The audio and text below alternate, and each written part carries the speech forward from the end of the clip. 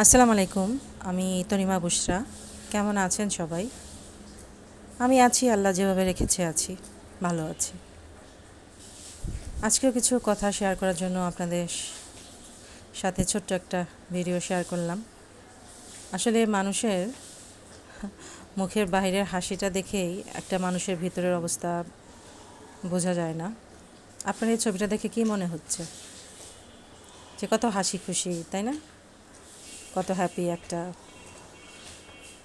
মানে হ্যাপি একটা মুহূর্ত। জিনিসটা এরকম না? আসলে কখনোই না। এটা বেশিরভাগ ক্ষেত্রে আমাদের মেয়েদের বেলায় হয়। আমাদের ভিতরে যতটাই ঝড় তুফান বয়ে যাক, আমাদের বাইরের হাসিটা ঠিকই থাকে।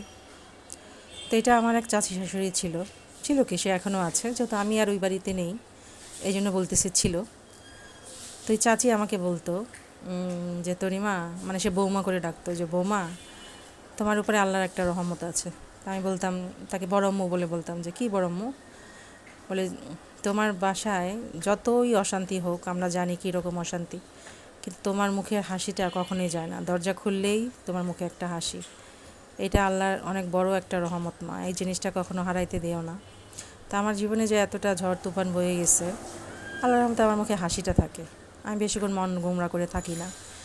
এটার কারণ কি জানেন? আমি সবসময় আল্লাহর উপরে খুব বিশ্বাস করি, যে আল্লাহ যেটা করছে সেটা ভালোর জন্যই করছে,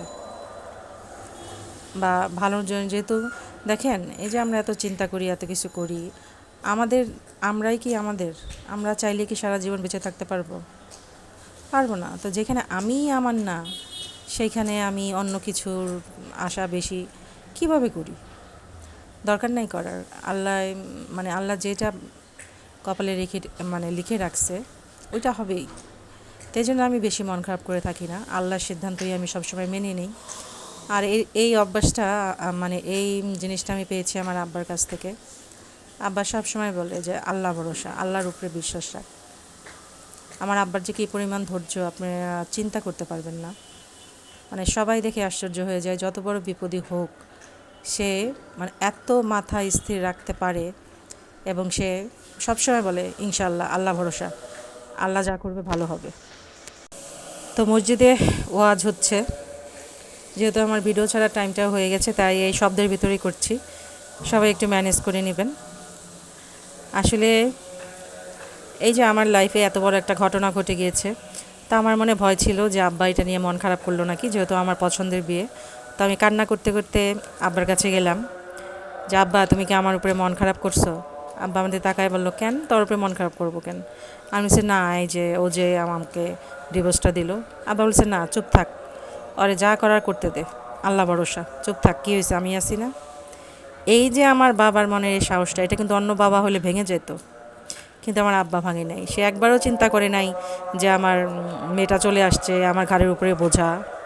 এটা আমার বাবা একবারও জন্যও ভাবে নাই। এবং আমার মাকেও সে বোঝাইতো যে এত চিন্তা করো কেন, সবই আল্লাহর ইচ্ছা।